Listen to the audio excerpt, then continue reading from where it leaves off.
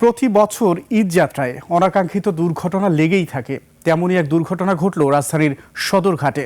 ট্রলারে চেপে লঞ্চে উঠতে গিয়ে মারা গেছেন দুইজন।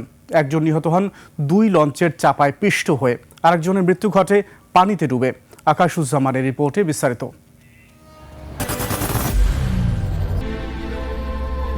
I am Ox. দেশের দক্ষিণাঞ্চলের বেশিরভাগ জেলার মানুষের যাতায়াতের জনপ্রিয় মাধ্যম নৌপথ।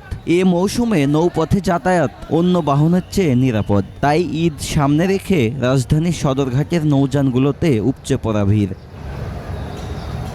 তবে এই নিরাপদ বাহনে উঠতে গিয়ে লাশ হলেন দুজন। বুধবার বিকেল 5টায় রাজধানীর সদরঘাটে ঘটে এমন দুর্ঘটনা।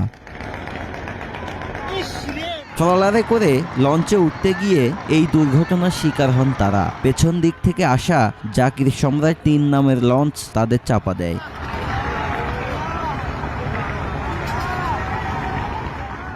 সাথে 8 জন ছিল।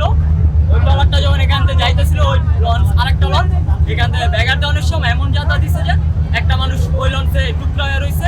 আরেকজন এইটার পিছনে ভাইজা পুরো পিস্ট হয়ে গেছে। একজন এই লঞ্চের লোক ধরে আসছিল, লাস্টে উনি আর ঠিক থাকতে পারে নাই, পরে পানির ভিতরে পড়ে গেছে। আর মহিলাটা পড়ছে না, মহিলাটার এই লঞ্চ উঠে রাখছে। এ ঘটনায় আহত হন বেশ কজন। আকাশুজ্জামান, 21 টেলিভিশন, ঢাকা।